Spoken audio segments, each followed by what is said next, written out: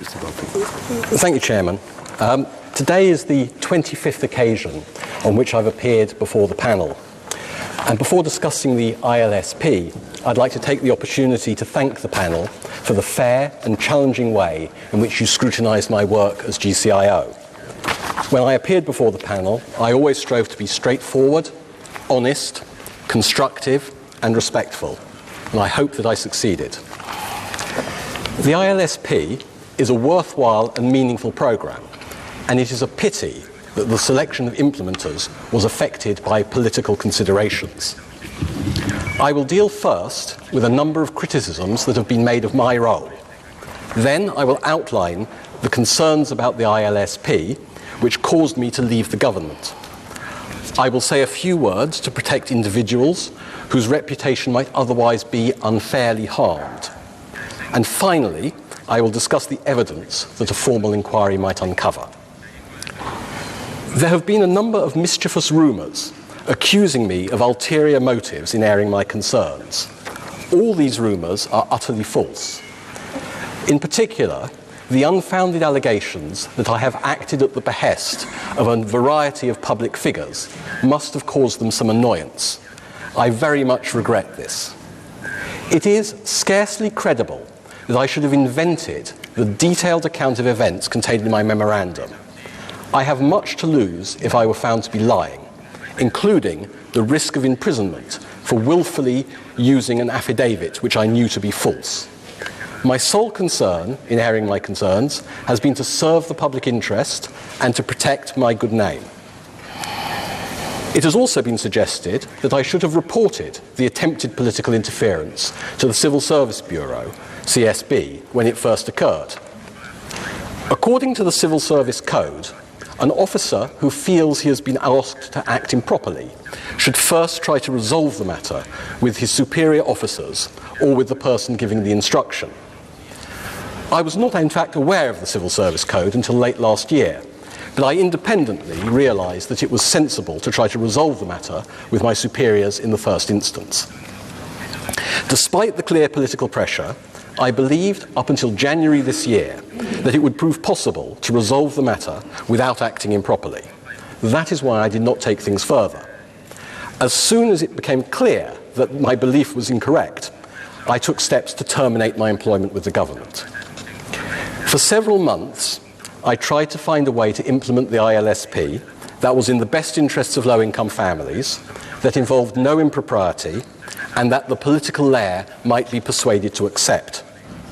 I may be judged to have tried too hard and for too long. If so, I'm ready to accept whatever criticism I am due. Finally, it has been suggested that I became part of the political conspiracy myself when I proposed to explore collaboration instead of simply selecting the highest scoring proponent. I knew that there would be political consequences if the evaluation panel's recommendation to select HKCSS were followed. I therefore felt obliged to report the outcome to Mrs. Lau as the principal official with political accountability for the work of my office. I also informed her that I thought that the e-inclusion business model was superior and it would be a lost opportunity if we did not find a way to take advantage of it. Mrs. Lau advised me that she would not take political accountability for a decision to select e-inclusion over HKCSS, but otherwise she asked me to use my own judgment. I decided to propose that we sound out the parties about the possibility of collaboration.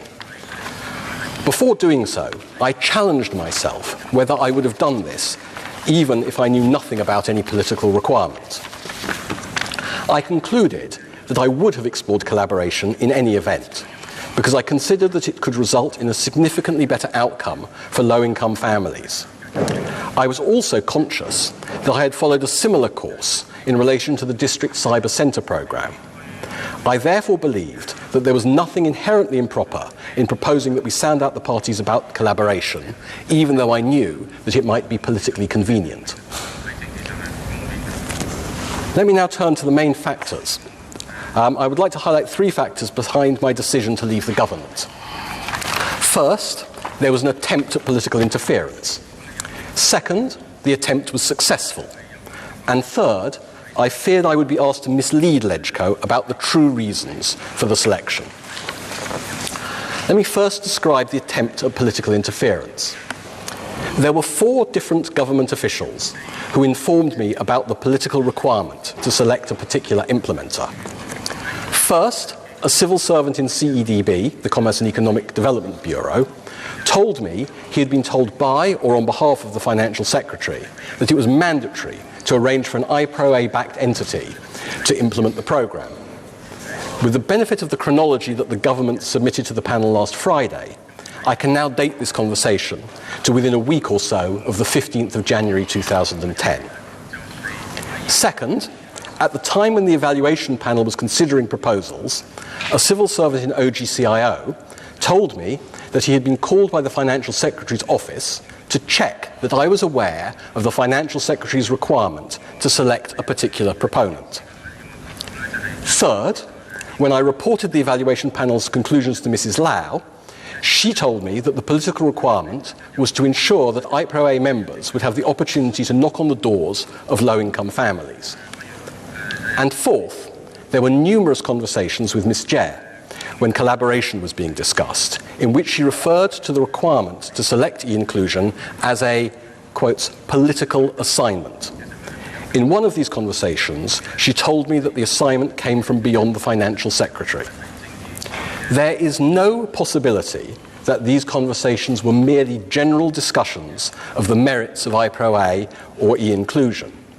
The language used left no room for doubt that the Financial Secretary expected us to select IPRO-A or e-inclusion and to make it appear that there was no political motivation for the selection. Second, let me describe the extent to which the attempt at interference was successful.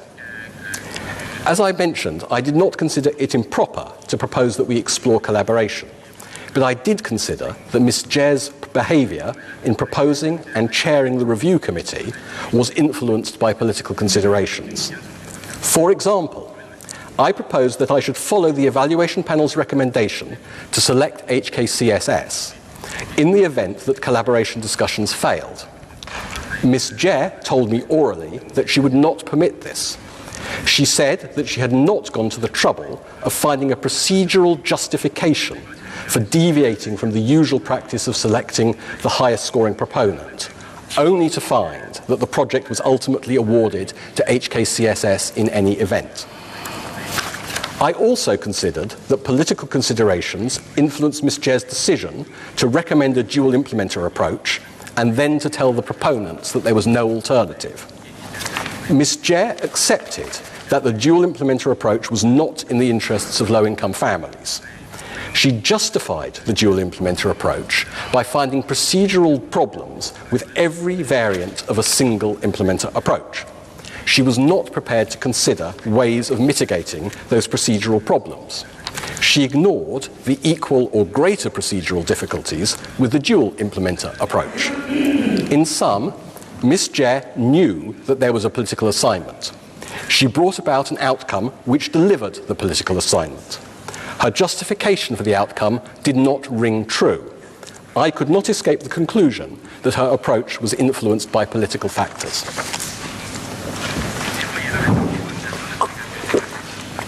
Finally, I consider that my fear that LegCo would be misled has come to pass. Once, when I objected to her proposed answer to a possible panel question about the selection process, Ms. Jare told me that it would be necessary to tell the whole truth if there were a LegCo inquiry, but this was not necessary in a normal panel meeting. I took this as meaning that the government would conceal embarrassing facts, even if this meant misleading LegCo about the existence of the political assignment. Rather than list all the examples of misleading statements that have since been made, I will merely highlight 2. These are not the most reprehensible examples, but they are perhaps the clearest examples. First, the government has claimed that normal procedures were followed throughout. In fact, the procedure used to select dual implementers was so abnormal that the ICAC Corruption Prevention Department went out of their way to raise concerns about it. Second, the government claimed that the points I proposed to put on record a few months ago did not deviate from the account they had already given to the Council. In fact, my proposed points included a statement which was diametrically opposed to the impression that the government had tried to convey. The government's account implied there had been no political interference, whereas I proposed to say that on several occasions I was informed that there was a political assignment to select a particular implementer. I now turn to the reputation of others.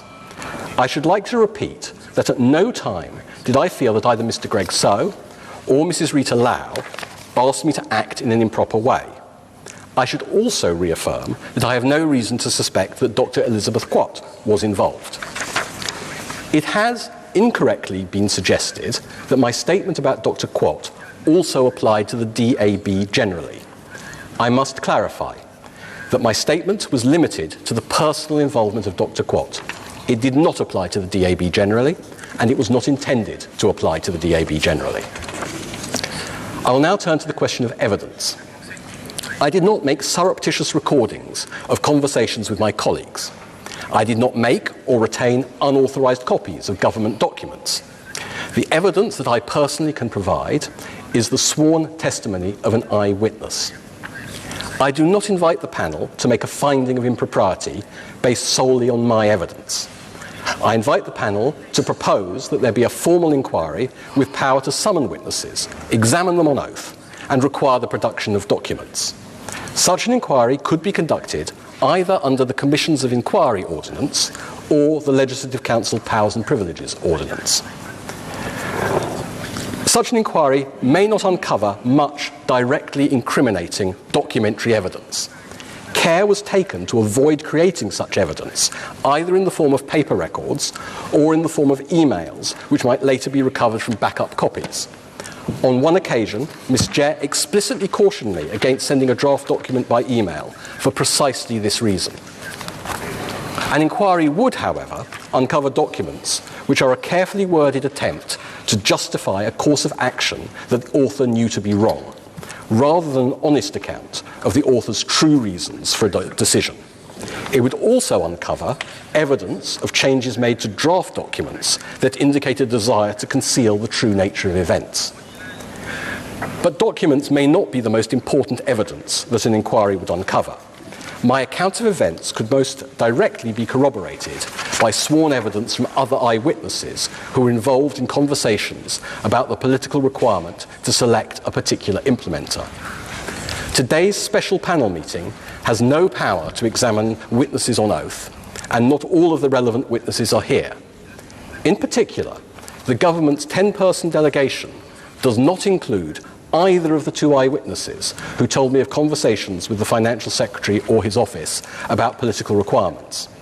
I have not named these eyewitnesses because they are serving civil servants, and I do not think it is fair that they should come under pressure to come forward without the legal protections they would have if they were summoned as witnesses before a formal inquiry.